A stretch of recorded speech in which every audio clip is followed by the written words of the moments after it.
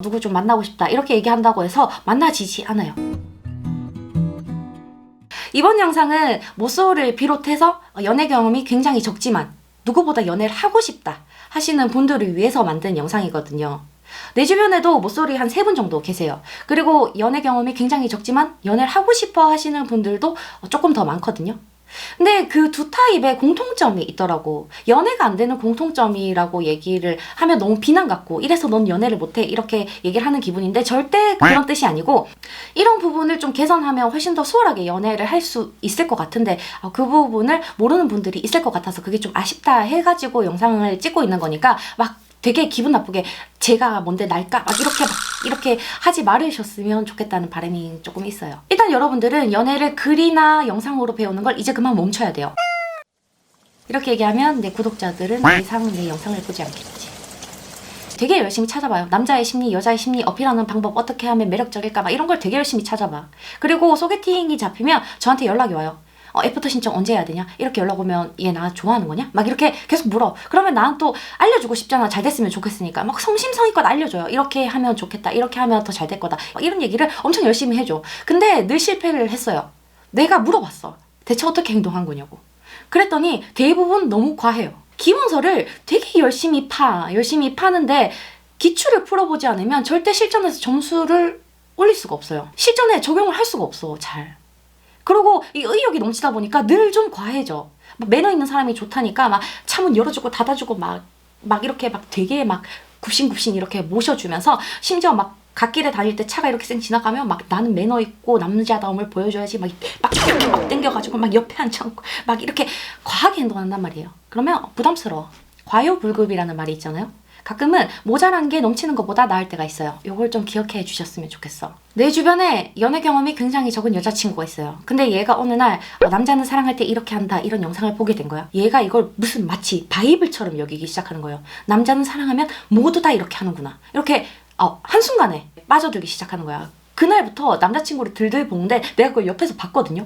남자는 사랑하면 이렇게 한다는데 너는 왜 이렇게 안 해? 너는 왜 이 사람처럼 안 해? 너는 왜 이 사람이 만났던 사람처럼 나를 대해주지 않아? 날 사랑하지 않아? 막 이런 얘기를 계속 하는 거야. 몇 날 며칠을 들들 볶는 거야. 내가 그 남자친구였으면 못 견뎠을 것 같아. 그 정도로 좀 심하게 하고 있었어요. 내가 영상을 찍어보면서 알게 됐어요. 그 5분 10분 상간에 그런 상황과 그런 분위기와 구구절절하게 모든 걸 담지 못해. 그래서 본론만 알려주다 보니까 조금 왜곡되는 경향이 없지 않아 있더라고. 그래서 요 근래 영상마다 모두가 그렇진 않아요. 일반화 시키지 마세요. 전부 다 그런 건 아닙니다. 이렇게 얘기를 하는 이유가 그것 때문이에요. 책을 쓴 작가들도 마찬가지고 이게 영상을 만드는 크리에이터의 말도 마찬가지고 절대 바이블처럼 여기지 마세요. 재미로 보는 거지 막 이걸 막 경전처럼 막 이렇게 가슴에 품고 막 이래서 안 돼 저래서 안 돼 막 이렇게 할 필요는 전혀 없어. 거기다가 내 주변에 모쏠이나 연애 경험이 별로 없는 사람들을 보면 자신감이 굉장히 많이 결여돼 있어요. 이게 여러분들이 그렇다는 얘기가 아니라 그런 분들을 나는 훨씬 더 많이 봤어요. 자기가 얼마나 괜찮은 사람인지를 잘 몰라. 근데 대화를 하다 보면 이 사람이 자기한테 얼마나 자신이 있는지 내가 못난 사람이라고 여기는지는 금방 티가 나거든요. 나 아는 동생 중에 모쏠이 하나 있는데 저는 못생겨서 안 되나 봐요. 나는 평생 연애도 못할 것 같아. 이렇게 생겨서 무슨 연애를 해? 이 연애에 대해서만 그런 게 아니라 얘기를 할 때 너 정도면 괜찮은 것 같은데 조금 더 큰 회사로 가보는 거 괜찮지 않냐? 이러니까 내가 할 줄 아는 게 뭐 있다고. 나 받아주는 데가 어디 있겠어요. 여기니까 붙어있지. 막 이런 식으로 얘기를 해요. 내가 얘랑 같이 일을 해본 적도 있어서 굉장히 열심히 하고 잘하고 있는 것도 알아요. 그리고 생긴 것도 평범해. 근데도 자기를 자꾸 깎아내리는 거예요. 겸손한 거랑 자신감이 없는 거랑은 굉장히 차이가 있어요. 그걸 대화하는 사람은 금방 눈치를 채요. 절대 스스로의 가치를 자기가 깎아내리지 마세요. 가치가 없는 사람을 만나고 싶어하는 사람은 아무도 없어요. 누구나 저마다의 매력이 있잖아요. 연애에 실패를 했다 하더라도 짝사랑에 실패를 했다 하더라도 그 사람이 본인의 매력을 알아봐주지 못하는 사람일 뿐이지 내가 매력이 없는 게 아니라고. 여러분들이 얼마나 괜찮은 사람인지 스스로 모르고 있는 게 난 너무 속상해. 거기다 이건 연애를 좀 해봤다 하는 사람들도 좀 쉽게 빠지는 길인데 연애 상대를 너무나도 신중하게 골라요. 그러니까 물론 내가 아무나 만나서 아무렇게나 시간을 보내라 그런 얘기가 아니라 연애 상대를 찾는데 연애를 해보기도 전에 미리 막 결혼까지 생각해가지고 여기에 해당하는 사람, 합당한 사람을 찾으려고 노력을 한다는 얘기예요. 그 맞는 정답을 찾기 위해서 엄청나게 신중을 기한다는 얘기예요. 일단 연애를 해야 이 사람하고 맞는지 겪어봐야 그 다음에 뭐 더 먼 미래를 생각할 수 있고 그 후의 미래를 생각할 수 있는 건데, 막 연애를 시작하기도 전에 내 아이의 아빠상으로도 괜찮을까, 이 여자가 내 와이프상으로 괜찮을까, 막 이까지 생각을 한다고. 김칫국을 지나치게 너무 많이 마셔.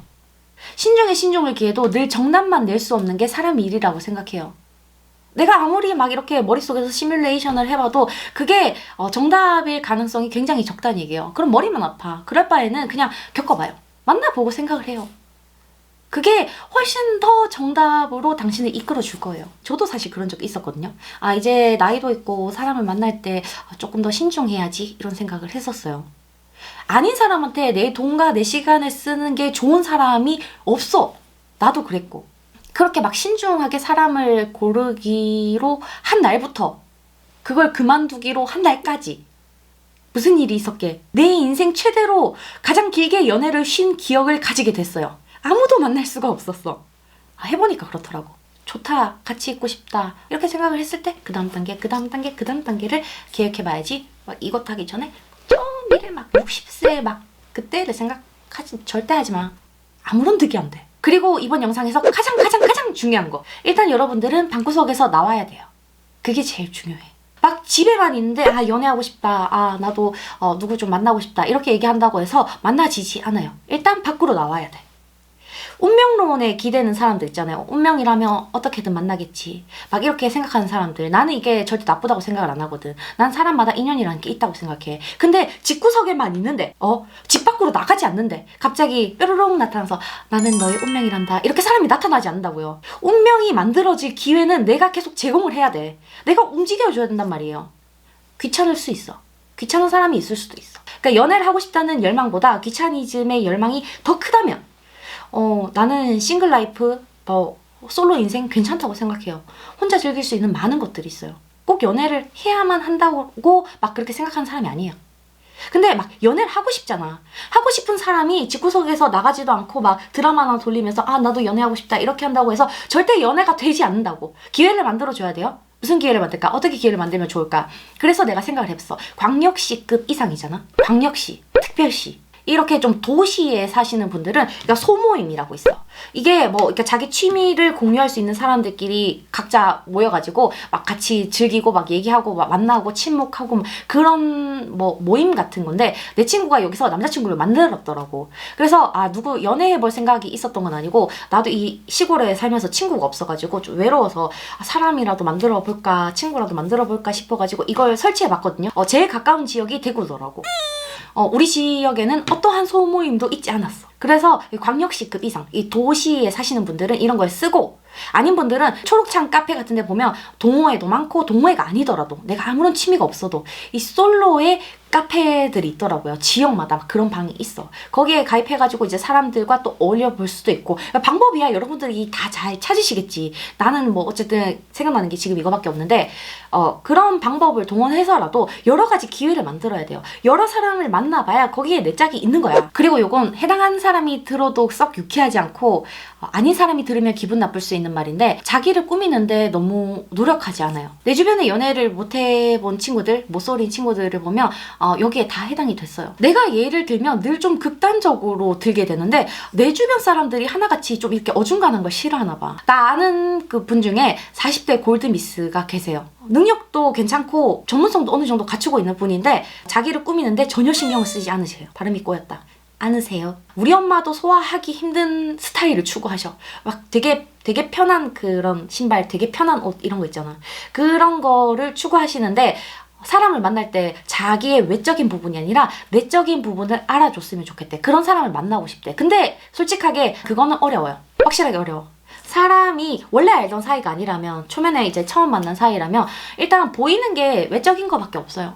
그 이미지, 그런 거밖에 없는데, 막 너무나 자기만의 스타일과 그 후리함을 추구하고 계시는데, 그 사람이 갑자기 나타나서 나 너의 내면을 알고 싶어, 이렇게 얘기할 리가 없다는 거예요. 이 사람이 관심이 있어야 속을 알고 싶어지는 거야. 좀 더 알고 싶어지는 거고, 그 사람의 내면이 궁금해지기 시작하는 거예요. 좀 꾸며봐요.